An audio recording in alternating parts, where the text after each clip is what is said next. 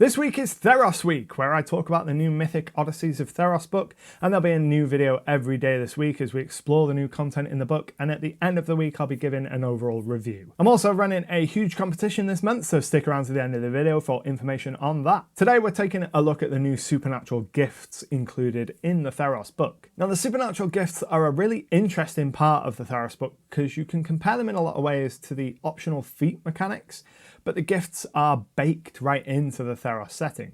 Every character gets a supernatural gift at level 1, but the book also says that they can gain more as rewards from their god or their patron. The book also lists 12 of the feats from the player's handbook as suggested alternatives to the supernatural gifts, and it was around here when I was reading through the Theros book for the first time that I realised how hard Wizards were going in on this book being the gold standard for heroic adventurers. A lot of typical D&D campaigns take place in a fantasy medieval world that's somewhere based on a real place and time, and the players make characters built as legendary heroes. But then you start the game at level 1 and you're a nobody, and the reality of your character doesn't fit the fiction that you're trying to build. But in Theros, hero is a widely recognized status, and those supernatural gifts, they mark your character from birth or some other point in their past as a chosen one, if you like. I think if you and your group want to play a game where the players are legendary heroes of renown, Theros is an excellent choice because the campaign is built around exactly that. So let's dive in and take a look at these supernatural gifts. There are 9 gifts presented in the book: Anvil Rook, Heroic Destiny, Iconoclast, Inscrutable, Lifelong Companion, Kinks Born, Oracle, Pious, and Unscarred.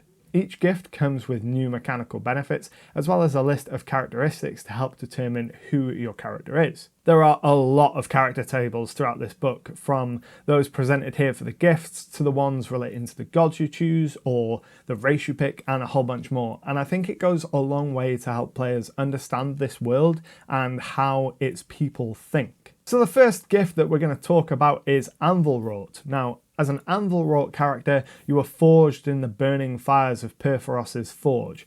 This essentially makes you a construct with visible joints and a metallic sheen to your skin. As an Anvil Rook, you also have advantage on saving throws against poison, you're resistant to poison damage, and you don't need to eat, drink, or breathe. You're also immune to disease. And you also don't need to sleep, and magic can't force you to sleep. And while you're resting, you spend at least 6 hours inactive, but you're not mechanically unconscious. This gift basically makes you a Warforged, and you get most of the Warforged traits, and you also get the traits from the race you choose from Theros. Honestly, given that this gift exists, I'm not sure why Warforged weren't just included as a playable race in the Theros book. I'm sure Perforos would have had an appreciation for a race of constructed beings who could serve as his champion. The characteristics table for Anvil Rook gives you a bunch of reasons why Perforos might have made you, which could have been included with the Warforged entry in the races section. Because this gift exists, I'd have no problem letting someone play a Theros-made Warforged race and not using this gift other than for the characteristics table. Next up, we have Heroic Destiny. Heroic Destiny is very much your standard Chosen One theme. You have some incredible destiny ahead of you, and nothing's going to stop you from reaching it. Heroic Destiny lets you make death saving throws with advantage, which means that other than instant death from massive damage, you basically are never going to die. On a straight death saving throw, your chance of success is 55%, but with advantage that shoots up to just shy of 80%. In addition to defying death, you also get the hard to kill trait, which means that when you get reduced to 0 HP,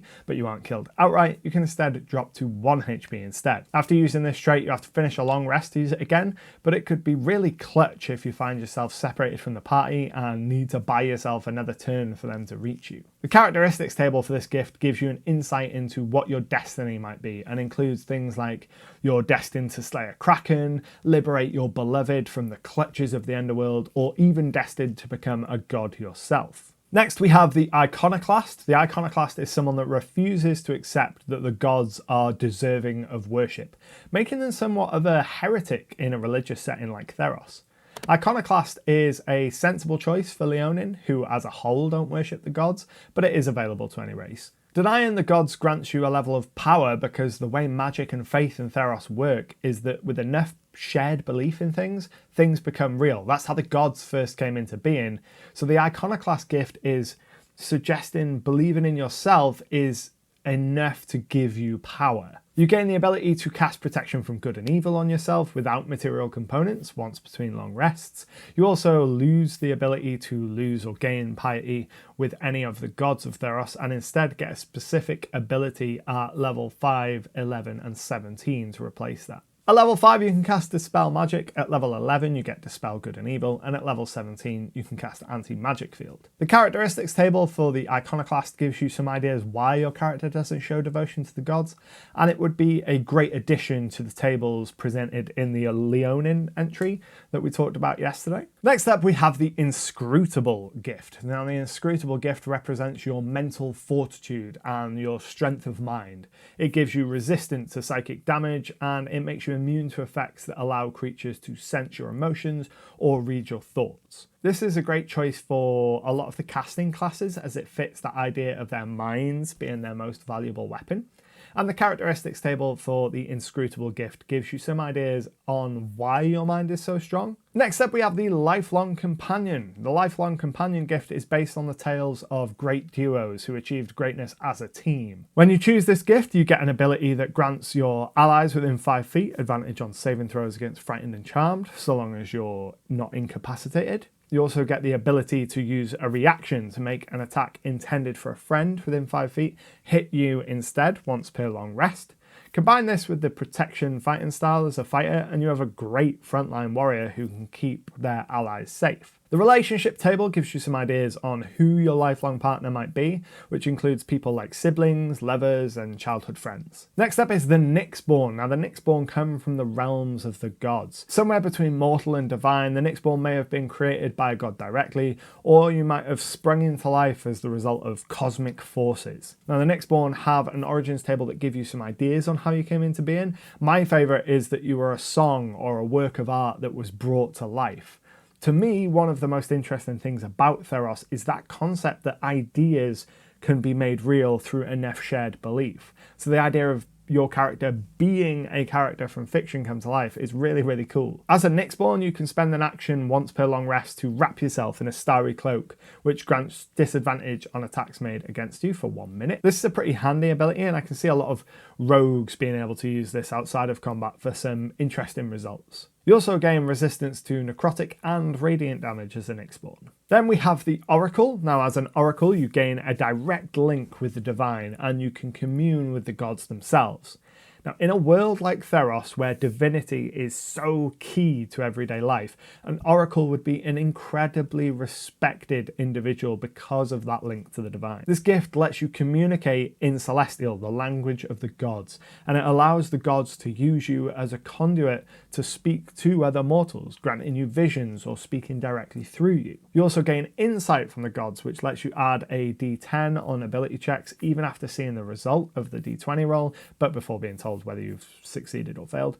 This resets after a short or long rest and could be really handy in those dire moments. As an Oracle, you gain the Oracle's Piety trait, which is linked directly to the Piety score, which we're going to be discussing in depth in the video on the gods.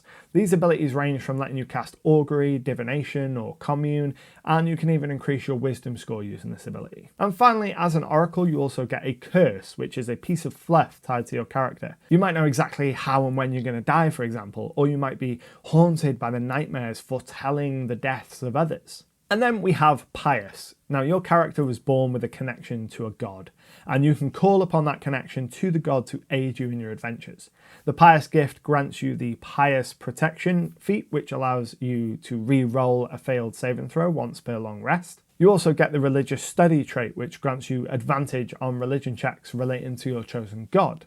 And you start the game with a piety score of 3 with your chosen god instead of a score of 1. We'll talk more about that in the gods video. The Pious quirk table has a bunch of little character details that represent how devoted you are and how much time you spend thinking about your god.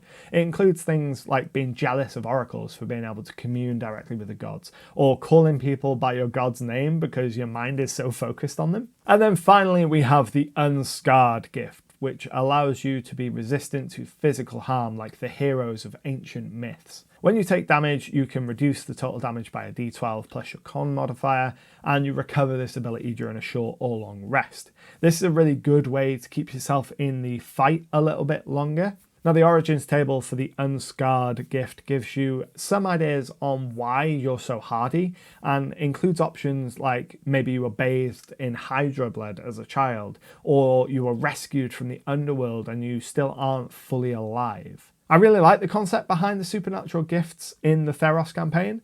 I'm not sure I would use them at character creation outside of a Theros game because it definitely makes the characters more powerful than standard, but for a game where the players are mythical heroes like in Theros, this is a great addition. They go a long way to building the idea that the player characters are special, that they are chosen and are destined to do great things. This is a fantasy that a lot of players want to play in, and it's nice that Theros as a setting offers some additional mechanics to help with that idea. Now, at the start of this video, I mentioned that I'm running a mega competition this month. I recently passed 10,000 subscribers, and to celebrate, I'm giving away over $500 worth of digital tools. There are going to be multiple winners for this giveaway, and to enter, all you need to do is be a subscriber and leave a comment down below this video. The first place winner is going to get a copy of Fantasy Grounds Unity, which is my preferred platform for running RPGs online, as well as a copy of the Player's Handbook and Monster Manual in Fantasy Grounds, which is going to give you everything you need to get up and running and playing games, and it'll give you a great platform to build up from. The winner's also going to get a copy of Wonderdraft, the map-making tool that I have been raving about for the last year, and a copy of Dungeon Draft, the battle map-making software from Megasploit, who made Wonderdraft. They'll also get an invitation to the Legend Keeper beta, allowing you to build your worlds and link all of your worlds together. And they'll get a huge selection of resources that I've made over the years, including NPC cards, one-page adventures, maps, factions, and a load more. The second place winner is going to get a copy of Fantasy Grounds Unity, as well as the Player's Handbook and the Monster Manual, supplied courtesy of Smiteworks, the folks behind Fantasy Grounds. The third place winner is going to get a copy of both Wonderdraft and Dungeon Draft, courtesy of Megasploit, the creator of those two programs. And then 25 runners-up are also going to get an access code to the Legend Keeper beta and everything I produced on Patreon in the month of May. I'll be picking the winners at random on Tuesday, June 30th, so you've got plenty of time to share this video around and get your comments in down below. I really hope that you've enjoyed this video and found it helpful. If you did, be sure to leave a like below because it really helps to tell YouTube that these videos are worth showing to other people. And I'd love to hear in the comments down below which supernatural gift sounds the most interesting to you.